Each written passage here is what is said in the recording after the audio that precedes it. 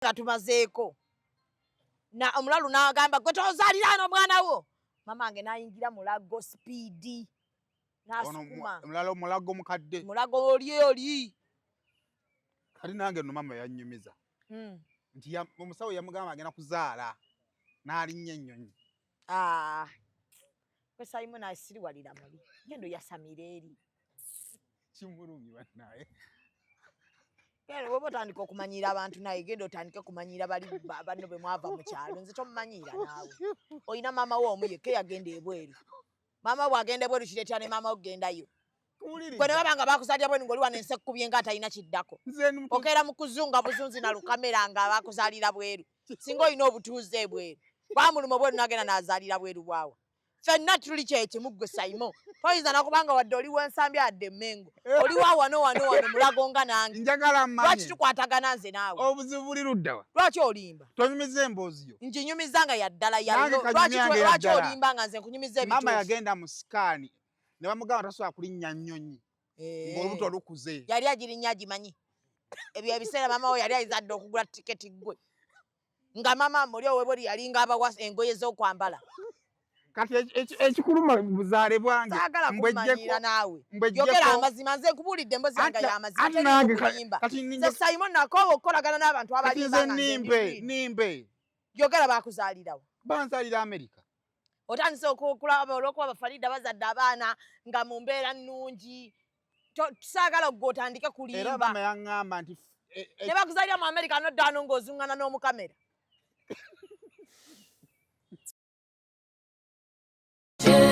The biggest praise celebration is finally here. Refined Events presents Gabi Tate live in the Cheza for Yesu concert happening the 17th of May 2024. Mark your calendar. All happening at Sheraton Hotel Kampala. Tickets go for 100k Deluxe, 300k VIP and 3 million a table. It's the Cheza for Yesu concert with the Queen of Soul, Gabi Tate. Don't miss out. For more information, call 0704-329-539 or 0753-811-039. See you there!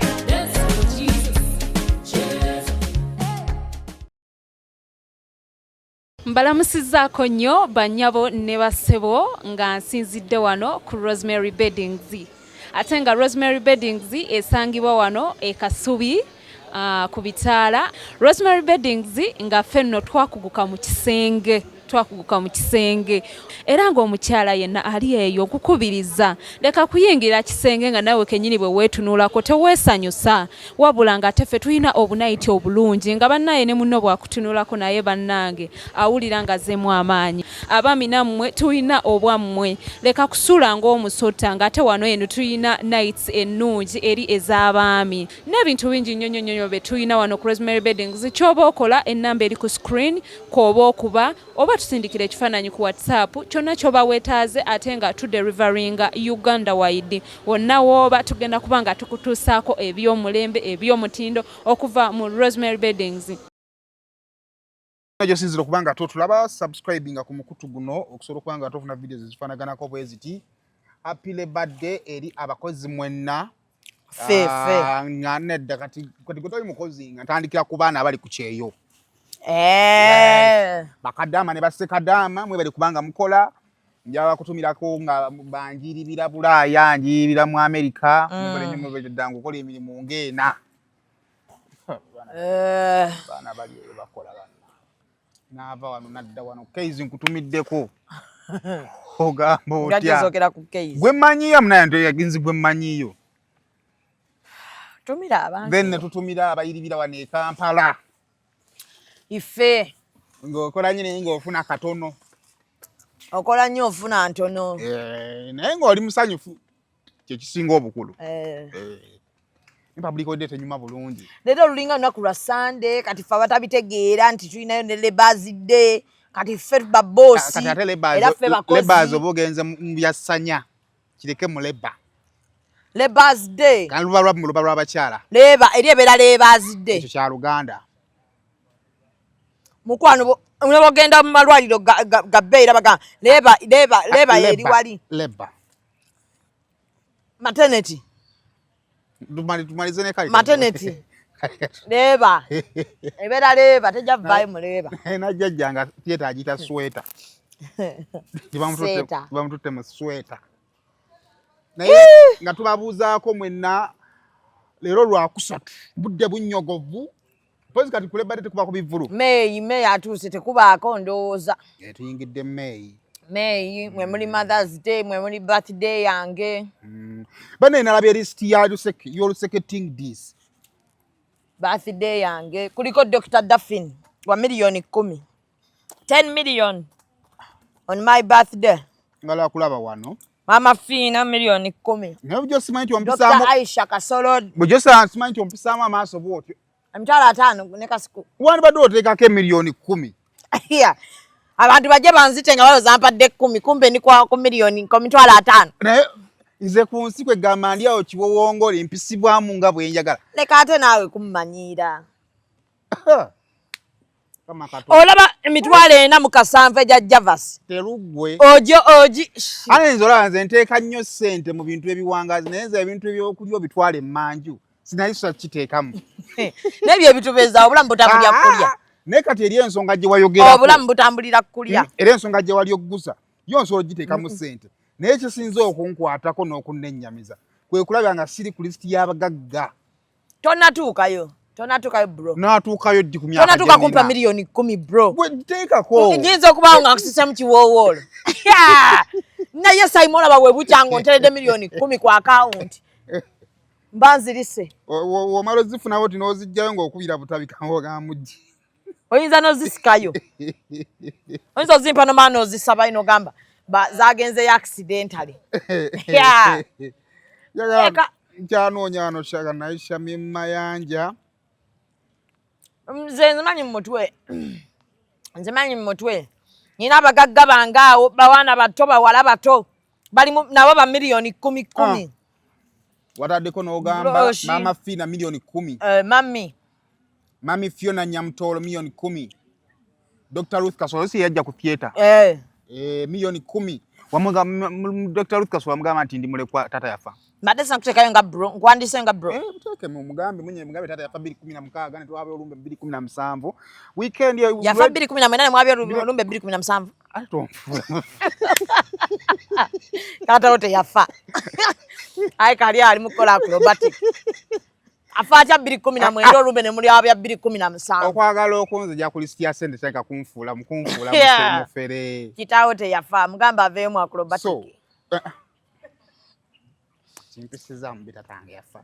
Ogambye yafa 2017 olumbe ne muli abya 2017 baba yafa. Kankoleke twakola ku ssomero. Ogedde kutata angenga yafa. Yafa.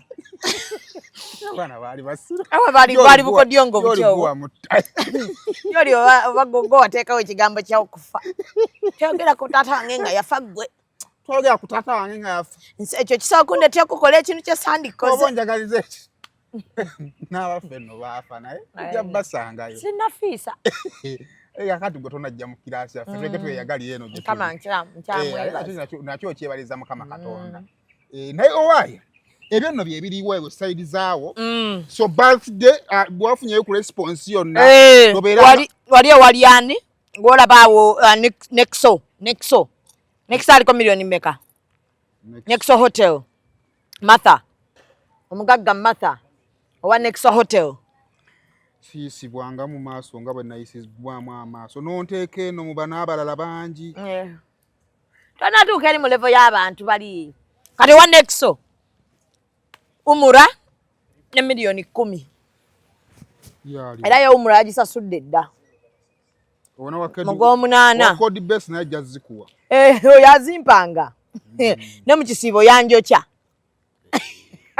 Gambo tya mugamba wange. Oba bino byenkyusa namba ya takyagimanyi gye nina. Eyo. Oba olwano mubuuzaako. Bannaye. Leero mazaalibwa ga mukama wange afumye Dubai wanjagala okwagaliza amazaalibwa amalungi. Eyo yo watereera teri ayinza kugoba. Yagenze Dubai kulya ku ssente. Birthday agikuliza Dubai. Ali eyo banaatera mumala mukala baana beekubya ebifaananyi bali. Bali bana aba Dubai. Beekubya ebifaananyi buli kaseera. Yamulabako nga mugamba selfie. Selfie ziri eri. Anavayo gaziwulidde. Tuyoze. Ani omulala alina amazaalibwa? Baweddeyo. Abaleero. Ani alina? Simanyi gwe agamba. Nja simbadde nze mpisawo yalobowa. Kati kitegeeza mukama wammwe mwawonye leero okumukolera birthday. Content yo yakuyiseeko. Tosoma. Kikuba amagezi g'olina matono. Sisobola.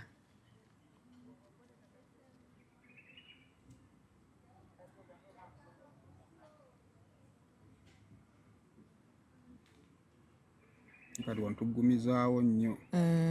Kulo.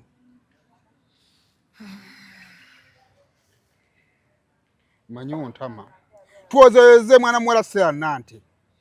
Stella Nante, muzanyi wa firimu, muzanyi wa Beyond Borders, oba akyali mu Beyond Borders wanko John. Kati yagenda kumwasuza mutya. Naye ekiwala kiwombeefu kirabika bulungi kyambazi bwe kyambala kinyumira make-up ndi fani waakyo. Mu Honorables kyekyali kisinga okunzannyira mu bazannyi oluzungu. Kyogera bulungi oluzungu. Simanyi oba kinaasoba bulungi oluganda. Kyamujje ku show. Mayi mukwano gwo nnyo mubeera mwena temuteŋŋana. Mami wange. Kiki agyeko mami wo? Mami anti tate yamuwasa wa mutima. Kati mami wange. Naye yakooye. Omanyi mami buli kimu akirina.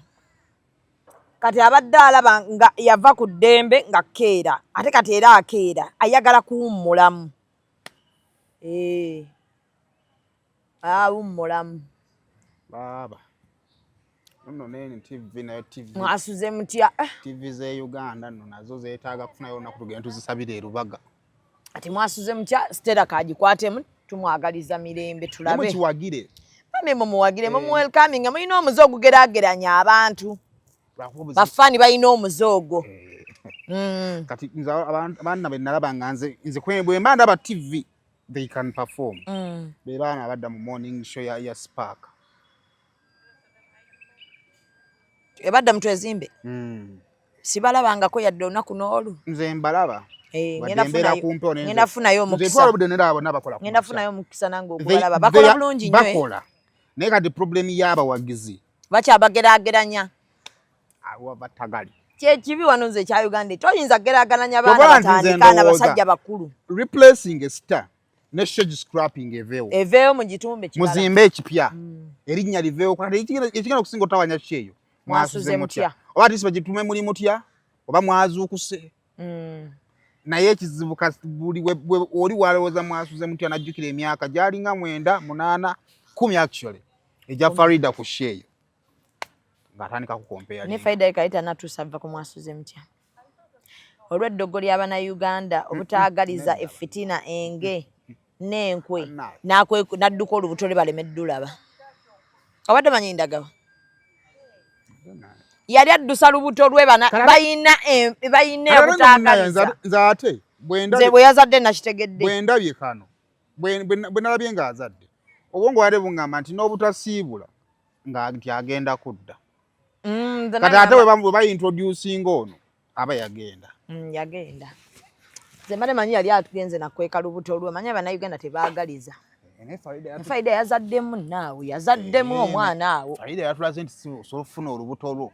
N'olukweka. Ne wataba ayamanya. Olubuto lwo ate n'oluzaala. Kyokate n'abeera mu shoko. Ovudde ku byaki. Faridah katakyagezza. Faridah namusanga ku nnaku lw'abakyala yajja n'asoma muli ku CBS. Ng'ayambadde olugoye lwange. Era yambadde eshaliya ya gundi aba buluuki. Bulu mwawo. Bamuyita Neve Blue. Takwash. Bamuyita Neve Blue. Takwash. Yajja naye nga tomukizibu omutegeera. Nze namunira. Yali ng'ono. Ono green naawe. Kati oyonoonye buwonge. Naye olabika buno oyina bungi. Wali wafuna omutunzi wo. Oba buno bamammi we babambaza ku birthday. Nga naye ayambaddemu ka green awo. Ne bakuba ekifaananyi kyo bulabika kati otandise obujjayo. Mami yakukkiriza. Anti buteeka mu keesi for further usage. Kuba ndaba bw'ojjayo orange, pink, maroon, akatolesa ka green. Naye ne yakuteerako akamasamasa yakola bubi. Kyagaanamu. Saakalabirawo Sandi kukkiriza bro. Kati akamasamasa kali kaki birthday. Oyake. Yeah. Tozimba mutima uwo yagambako. Ngamba ko ngoyala kunswaza. Zikuswaza mbadde nkubuuza nti no na kati bagenda kate mateeke mu kagundi akaseka.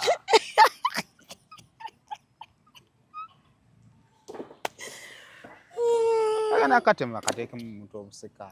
Ndege simade nkubuuza nti naye material yo nnungi. Omanyi kitegeeza okubeera ng'omuntu omukulu otrendinga ku lwa bintu bya kisiru. Nze nno ndi muntu wa buvunaanyizibwa. Ona ali wangamba ngende neesimbewo. Ngoje. Ng'osinika ki ebinnyo? Zebere oba olegaleganga ebinnyo ndekanga. Wala nti njagala nnyo kondi nze njivaamu. Njiveemu sayimoto tutiisatiisa naawe omuntu watagambeko. Agere mugenda namwe kumumanyira bwe mwe naawe. Tugambyeko nga lwaki taseka. Ate nno kimpulira kinnumye. Kasi totandika buno oba ogenda kwesimba otwala ne Reyini. Ayina bungi ayina omwana yamukolako omukwana bumutungira. Naye material yo nnungi esinga kuzaabalala. Si Luwande. Kati golinga ba Nigeria. Bannai waliwo obuntu bwe bali kutungira okozaamu lumu ne kafaana uniform y'essomero. Kandi era nawe olinga wasomero.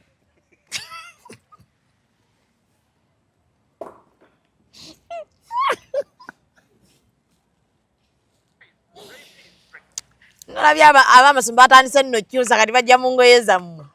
Nabalabye mu track suit. Abasomesa ojagenda okuyaba nga abaana balina wano festival ya MDD nga abasomesa nababambazza kano bakabatungire. Naye ko akabete kajja bbaako kano kako. Waki tova kantu kange naawe. Tugende tumalize tuwozeyoze guni. Waleka neesibako. Tolina byagamba bantu. Bannange, batukana okwogera ku bulamu obwaffe. By the way, you're infringing on my rights. Ogenda kwesimbawo. Olaba yogedde infringing. Otuuse kati Saimo otuuse. Kisobola. Wesimbewo. Abalonzi bamanyiira. Bamanyiira tujja kumanyiira. Oleeta ambulance. Gwe kati jukira kale gwe oli ajja kati oli asobola okuyita kawata. Gwe kawata jangu wano tubuze ko tutayagala kalulu. Kaye ng'ogezza amatama oli ku ssente zaffe. Nanyinza okuvuma. Eddwaliro temuli ddagala oli eyo twakutuma tolina kyokola ate muna abalonzi abeerabira. Neegoba kati nasaba nsaasire simanyi ebyensimanyi biddako ne saakolera ku balokole saagala. Ku balokole? Nga babakoledde ndaba nze olaba omukwano gwange yadda nga tukole kyaki. Nedda ng'oli kati for example ngane byaffe betukole byamawulire ng'oli presenter wa TV y'abalokole. Anti osanga sister ndiga pastor wajja katuti abagamba. Tusonde sente kati nanonyayo w'amaanyi ba presenter. Basayime tetulina basasula musala mutuleeta akabbo. Sayima yimirira wali n'akabboko. Kati presenter n'akusana waye nga tombuuza tetwakwadde omusaala gwaffe. Endigemu. Bwe nkuvuma. Toyinza vuma ndiga ye babeezaawo. Olaba nti abaana abasinga bonna abakoli ba pastor bayimiridde okusente za ndiga. Era endiga bw'ogisanga ye mukama wawo si pastor. Nabalaba ne wa pastor buli kyaki weeweza omwaka. Bonna bajja ne babanjala. Mwenna mulina okujja ne mwebaza endiga. Ne mugamba bakama baffe endiga. Twagala okubeebaza endiga zaffe. Ye mmwe muffe, ffe mmwe. N'owaako ne ku bujulizi. Ne baza mukama kuva bwe najja wano. Endiga zinjagadde.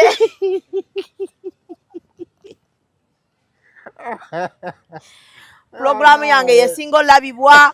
Ate mune baba b'amaanyi kubanga n'endiga kibakatako okulaba. So nawako Bruno nga akyakola ku sorti nga w'amaanyi sebo nga ajja nayo fasi nga w'amaanyi. Bambi. Nga bw'ayita mu kkubo teryamumanyi. Anti endiga ziba zisigadde nga zikyalaba mukama waazo. Neefunayo ebiriga byange 5 ne binzikiririzaamu mwemba sikyababuuza. Nkubuulira kuba bali loyo. Business ekyasinze amaanyi bagiyita kanisa. Twakuba nayo bannaayo. Njagala ne manga ndi mu vibe yange oli wanyiiza muwane ovumayo omuntu kigambo kimu nti musumba oyogera otya ekigambo bwe kityo. Leero kabavume.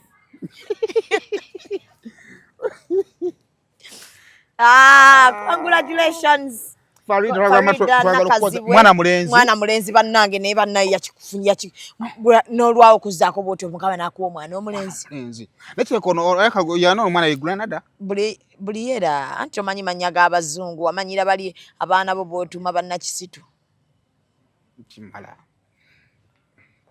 okwagala biki ebyo obadde oyogera ojja lumu nakunswaza Briera kyaka ye yamusitula bakiyita appetite mudu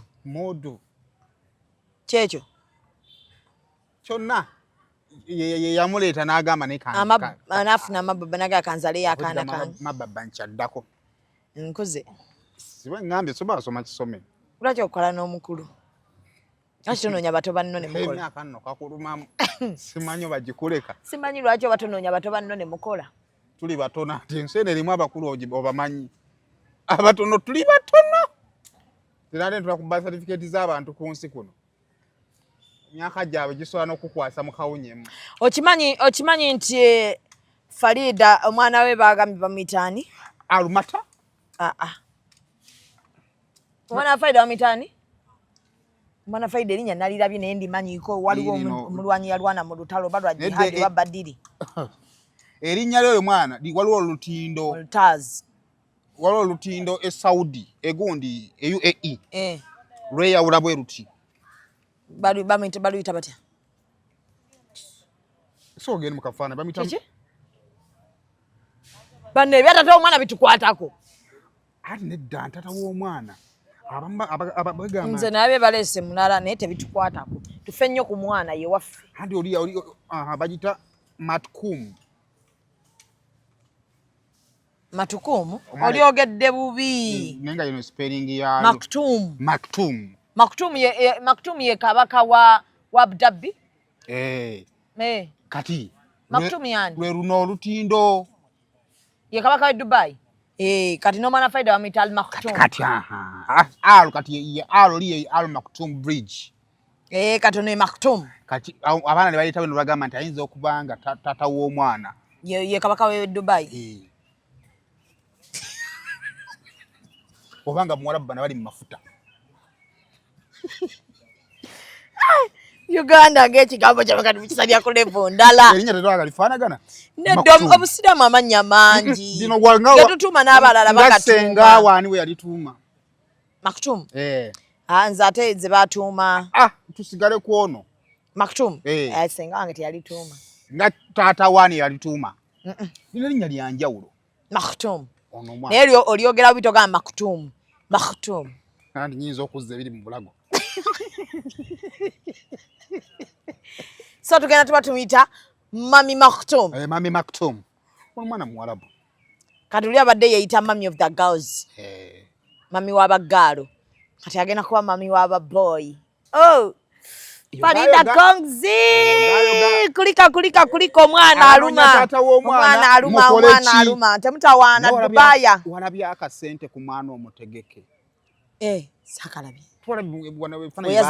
weyazaalidde ng'omwana akatanda kaalimu nezukira Zubeda mwazaalibwa bubi nnyo nze baŋŋamba mama wange yanga olubuto olwasooka ne lumuluma nga waliwo omulalu yembeera kiki gwe tomumanyiira kiki nemboozi sinagikumalira bakuzaala waliwo omulalu tebanzaala nga waliwo omulalu olubuto olwamuluma ng'awulira nzija kyava mbagamba mumanyire mpola nze si ffe bannajja nga tumazeeko omulalu n'agamba gwe tozaalira ano omwana wo mama wange n'ayingira mulago sipiidi n'asukuma mulago mukadde mulago oli kati nange no mama yannyumiza nti omusawo yamugamba agenda kuzaala n'alinnya ennyonyi kwe Simon asiriwalira muli gendo yasamira eri kimulungi bannaye kale woba otandika okumanyira abantu naye genda otandike kumanyira bali banno bwe mwava mu kyalo nze tomumanyiira naawe olina maama wo omu yekka yagenda ebweru maama bw'agenda ebweru kireetera ne maama wo kugendayo gwe ne baba nga bakuzaalira bweru ng'oli wano ensi ekkubye nga atalina kiddako okeera mu kuzunga buzunzi na lukamera nga bakuzaalira bweru singa olina obutuuze ebweru bamuluma bwe nagenda nazalira bweru bwawa fenna tuli kyekimu gwe Simon toyinza nakubanga wadde oli w'ensambi adde Mengo oli wa wano mulago nga nange njagala mmanye lwaki tukwatagana nze naawe obuzibu buli ludda wa lwaki olimba tonyumiza emboozi yo njinyumiza nga yaddala lwaki olimba nga nze nkunyumiza ebituufu mama yagenda mu sikaani ne bamugamba tasobola kulinnya nnyonyi ng'olubuto lukuze yali agirinnya agimanyi ebyo ebiseera mama we yali ayizadde okugula tiketi gwe nga mama muli owebweri yalinga abawa engoye z'okwambala kati ekikuluma buzaale bwange saagala kumanyira naawe yogera amazima nze nkubuulidde emboozi yange y'amazima tenikuyimba nze Simon nakoowa okukolagana n'abantu abalimba nimbe yogera baakuzaalirawo banzaalira Amerika otandise okulaba olw'okuba Faridah bazadde abaana nga mu mbeera nnungi tusaagala gwe otandike kulimba era mama yaŋŋamba nti ne bakuzaalira mu Amerika noddaano ng'ozuŋŋana n'omukamera okuba olusaka olunoonyako kigwa omutuuze w'omu Amerika ati ne bakuvuma omutuuze w'omu Amerika najja kukuba kyeyo oli ku kyeyo sikyaddamu kunyumiza mboozi yange nedda bwe tubanga tetuli mu mbeera yakwerimba tonninda ate nkulimba ki naawe wanoge kenyini waŋŋamba walina maama wo omu mu kika kyonna eyagenda ebweru ddi nga yabaweereza engoye inakigamba ddi wanyumiza watutudde wali mu katika wali nze Simon nonga maama wammwe oyo yababeererawo nnyo era maama wo oyo nga engoye zonna wakula z'oyamba nze nga nze nkunyumizayo byonna maama wo yali nnyadde ennyonyi agende yeggwe bakuzaalyo gwe mu Amerika gwe wandikomyewo ne wano ku lugezi ate nali mwana era ekyamazima by'oyogera byonna ennyo obulungi ennyo naye otumanyira by'oyogera byonna nange bye njagala kuba nabuuza maama waki wankomyawo eno nangamba nti nali njagala okomawo oyiga olulimi lwo kati oluzungu tomanyiimu yadde ati yandeeta ndi muto nanga naye njagala okomewo oyiga obuwangwa waffe n'obuyiga bukuyambye eki ebyo kati si busango bwa nali mwana muto naye nga nze tebanzaalira wano nsobola n'okuwa birth certificate yange bakuzaalira wa watuufu Simon saa kumumanyira oyinza n'okuba oli wa mulerwa ggwe Dallas 8th Street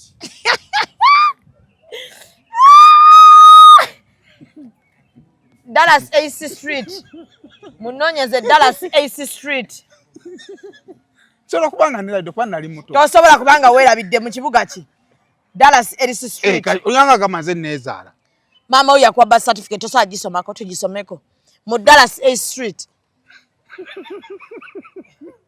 kireka kyaka kikunyiiza mu America noonya Dallas 8th Street eriwa ebyo ebintu byokwesoma olwokuba waliwo yakunyumiza emboozi ye naawe nogi owning ojyoginyumize tebigenda kukola yogera amazima nti wakuzaalya wa mulerwa teri agenda kutta kyekikuzaamu amaanyi nti bakuzaalye wa mulerwa kyoyagala kyekituufu mulerwa yaani nsobola okunyumya emboozi be bano abakazi abakadde abazaalisa ku kyalo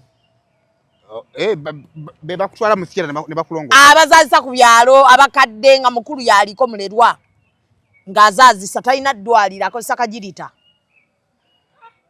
n'akasala ku buto kakya n'abaagako omwana ekirera nakutwa nakuteeka tebatunga tebalina budde naye Shamim Dallas Street wuliriza kuliko kaffe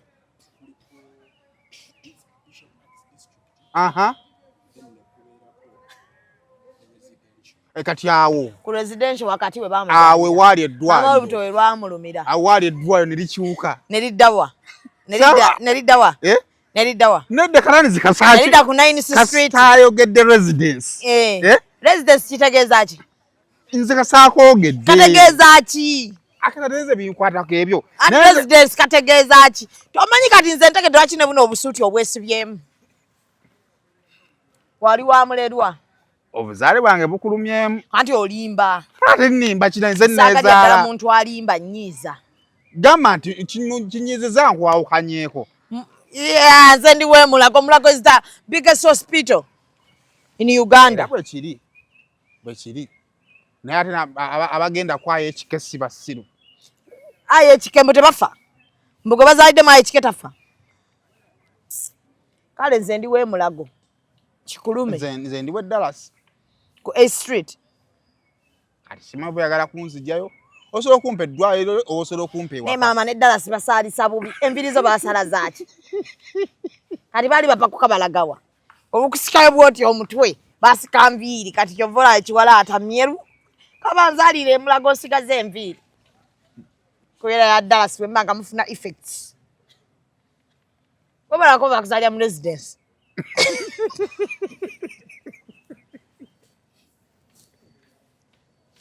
mpuliranga aluminium ode akweteka mu kirasi y'abaana bapulandi ati Faridah weyazaalidde gyayogereko teriiyo nagijeewa waliwo yagikunyumiriza lwe yadda kunyumiriza emboozi nogi owning oza sikumanyi okimanyi no Faridah yazadde nga bamukumaakuma n'omwana be bamukebera ayinza nokuba bamukyusa diapers era kati ezize baziyita diapers si pamper. Ne pamper is a brand. Bagamba, can we change your diaper? Diaper kyekituufu. Pamper is a brand. Eh. Pana. Kale oyina mala akuzayi. Pamper size bitano bitano. Eyo nayo brand. Kati batu ina zito. Eye fa bayita shero. Aha. Kakati mwe mulowooza buli gye bambaza omwana ba pamper eba diaper. Diaper. So madde manyifa fe tubale tumanya aba diaper fa bebbe. Nedda. Nezili diaper neza alaisi bulaisi. Nazo ziriko diaper.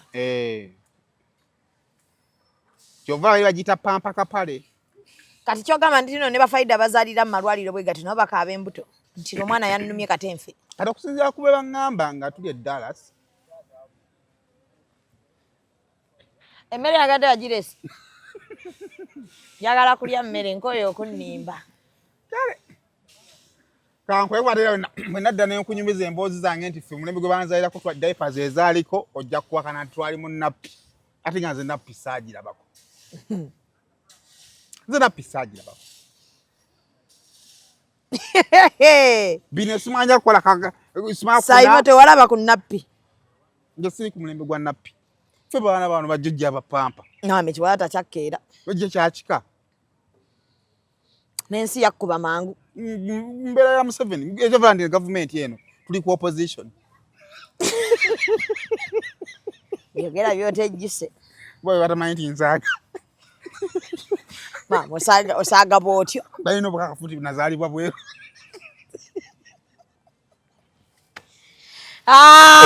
Naye. Walabye sitole y'omwana. Naye nga Faridah tukwezaayoza. So kakati tunagenda twala ku mwana. Kage kyembadde nsaba mami atuyite. Faridah, Rema, Juliana, ani amulala awo. Rape. Walipi no solo mulaba nno. Abalondemu. Waliwo abakyala abo. Kati oyo mwana wa Faridah agenda kukola ssente, agenda kwamba kukola ki? Obulango. Business. The boy is already planned. Business yagitegeera. Yagitegeera n'ekisinga obukulu. Ayinza okuba agenda kuba brand ambassador wa Nakivubo. Omwana Anti mulenzi. Omwana bamugye no mu buto kati ayinza okufuna edduuka ly'abaana eryambaza abaana abato. Naawe agenda akula kati olaba ngono omwana erinnya lyera. Briera kati essomero bamutwalako. Ye brand ambassador. Yagendako nga ambassador waalyo. Kati ojasanga wanaatukanga mu primary era nga afunayo. Oba kitegeera. Kati kino kyagenda era kyovala nti kigenda beera kizibu nnyo okulaba ku kifaananyi. Ndabye nga amulabyeko gundi abadde akuttaani. Kizibu. Brunoke. Olabe Brunoke gwabadde asitudde nga bamukubye ekifaananyi. Kisobola okuba nga omulabye gusuuka. Ngamba face. Face agikweke. Kigenda bakalubiriza nnyo. Era ne lwe muligiraba kijja bbaako cost. Ate nga kinene nnyo. Era lwakubandoza mwasaana Juliana yakowa era naye we yandituukidde awo. Yandibalaze. Owajjona mwamala ne mumulaba. Yatulaga akabina. Mbadde manyi nti mwamala ne mumulaba nti wo. Anti ali mu retirement ze tali ku ebyo. Kale kati mala okola kusene Katonda tukumewo. Wildlife Millions imports premium brands of skin and hair products from South Korea and the USA. Made out of the finest natural ingredients, the products are suitable for both men and women of all skin types and ethnicities without side effects because they are certified by the strictest global testing standards for cosmetics. The affordable products give you effective and fast results, contain no harsh chemicals, artificial scents, and they are not tested on animals. We ship globally within 3 to 5 days. Order now online at www.wildlifemillions.com or visit our outlets. My Hive Shopping Mall, Vienna, Austria. Call or contact us through WhatsApp +43 677 6325 2236. Follow us on social media at Wildlife Millions. We guarantee noticeable results within a week.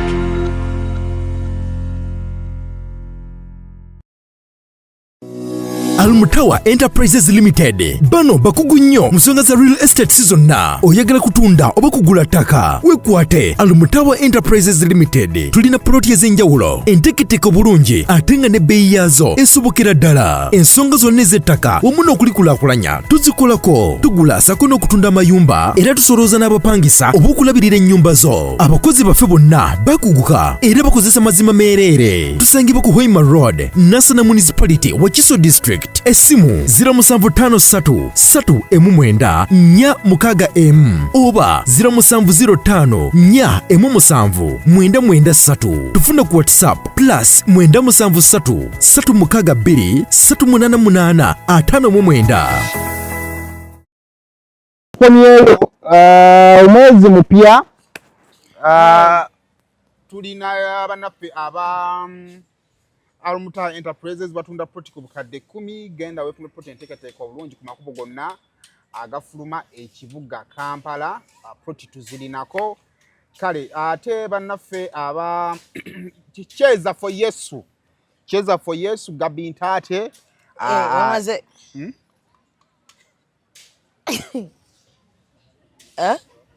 Cheza for Yesu nga 17 Mei 17 Mei tuli ku Sheraton bade nkubuza bro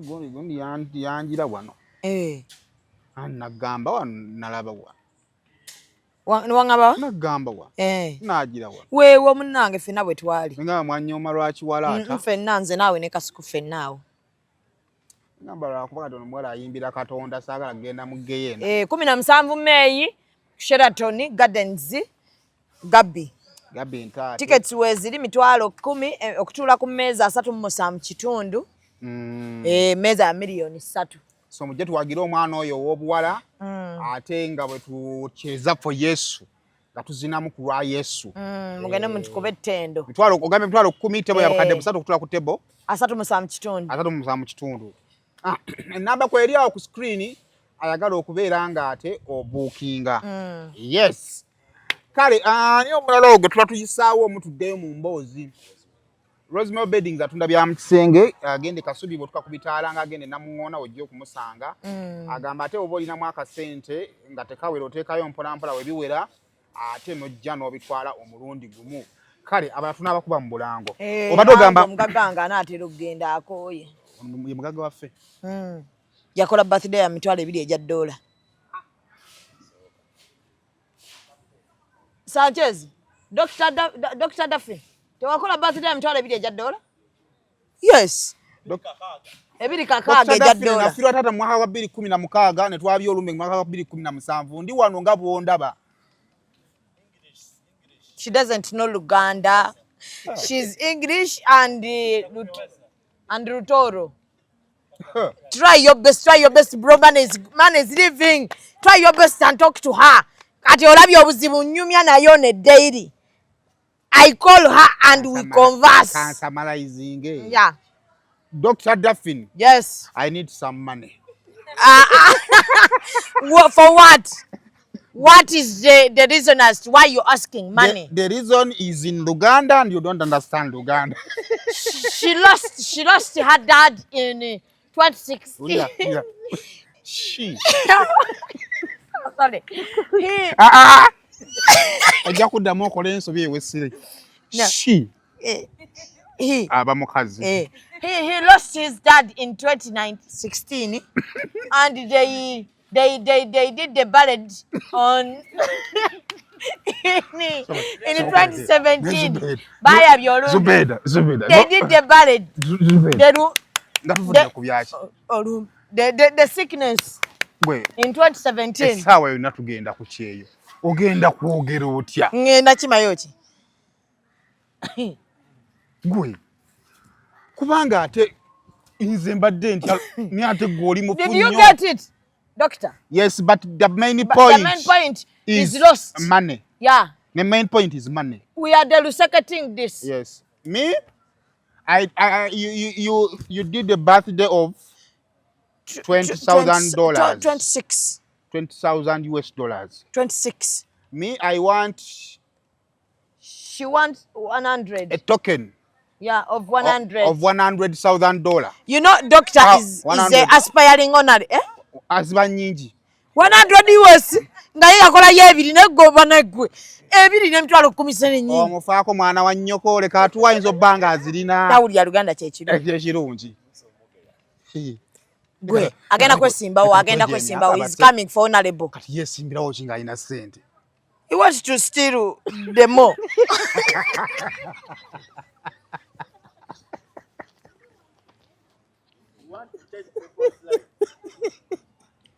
Malagala kisabula mo.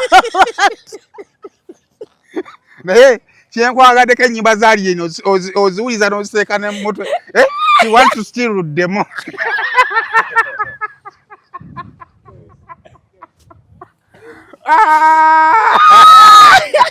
Mbadde ndikugamba jagenda kisabula bw'abantu.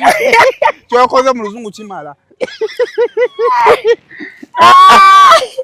Omwe we tuli. Mbeera yonna yakuba luseke. Wolusanze bonna lwakwenda kuzina abantu bagumbu. So doctor, you're going to work on us.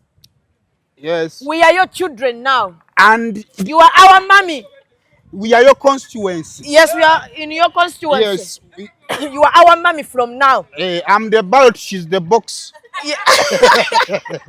Whoever enters, you will enter. Yes. Yeah.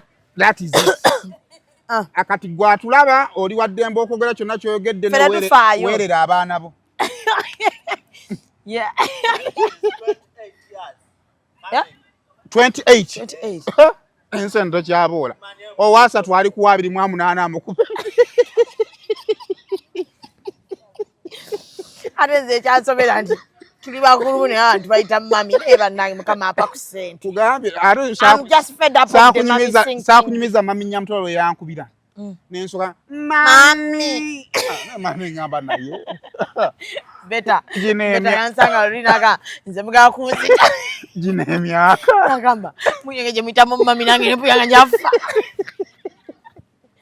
Naye omutima ne mubuuza ajja kujja mu kamera ate. Inga muwanvu alagawa. Mama golo kuba oli mupyoza buli muntu mumpi. Muwanvu nnyo. Tenda bangu. Mama apa ku balance wange bamanja. Agenda naye. Oye, obado gamba. Wala mwana omuvubuka gwe yayecheza ekibuye ne bamutate. Kyesate Anko 13. Kyekyo atonda ki. Alese gwera. Black. Omuvubuka yayecheza engoye z'omwana. Ali yapo omugagge enkuba etandise omukuba. Yadamulanga ki. Mbuya mvubu omuwala yamugaa tukite n'omulenzi namugaa tukite omulenzi nadda nayo kyenju. Oba yamulabye n'omulenzi omulala. Mbute yamulaba naye. Buba akakyamwagala. Naye kati lwaki kibuye yamutadde? Poliisi eyo nno naye. Polisi yakibuye mbunga ate omwana buli gwagenda kamugaa lindako ndi bize. Temulekaanira omuveewo. Kati omulenzi ali anoonya ngoye zamulala zaakwocha. My bag. Ali anoonya ngoye zamulala waawo zaakwocha. Ate kati agenda kwokya abantu kati. Bannange mob bakiyita bati ekyo. Mob justice kubeera kuswalira mateeka mu ngalo. Naye ngamba kye ngamba. Mada. Bwe babutemu. That boy, that man can now do murder. Yes, after burning the house, can now do murder. Ennyumba gy'ayokyeza yabadde ya landlord. Yabadde ya landlord naye banga landlord bamujjamu bamuwa ekinaana. Yali nnyo ku musango ye ne bamujjamu ne poliisi ne bagijjamu kati omwana yena atasasula omwana ayina akapale kamera bobo oyinayo kuzino za Africa ayina kagundi kano bushoti ne t-shirt oyina t-shirt ya black bingi kati ayina ne t-shirt wekana mwala bwafana wallahi kalungi ate kayina figa kakajje tukatase tikita kubonya bonya bana babwala mvubuka gwe lwaki oli mubi kalungi kato myaka aga ogubi kutu ateze kinakagere kade kakozi kepangisirize nyumba kajisulamu ya nijipangisa na tajisulamu naye ekibuuzo kino ino lesson omuneza adajje waka yakajembo ya mstalkinga cause the guy told me he stalked me and na je wange nete yasulawo abawala mwegendereze nnyo ya mstalking abasajja twagala nnyo ebyobwerere ne wa boyfriend ngo omwagala otetomukkirizanga kujja kusulawo ate ne akutwale muloji ne bwayingiranga tokkirizanga kuba kyonna kibeerawo abasajja baagala nnyo ebyangu ekyo nkibagambira wano abantu nenze ekyannumye butafuna bwenkanya mwana teyafunye bwenkanya kibuye polisi y'ekibuye mwalimbyemu mwana mumuwa obwenkanya bwe nekyo abakazi abalina ku ngoye mwe ku mwana engoye kati akolera wa talina waakolera ate kati kati asula mu nyumba y'enjoke ayina saluni omukwano gwawo gyasulamu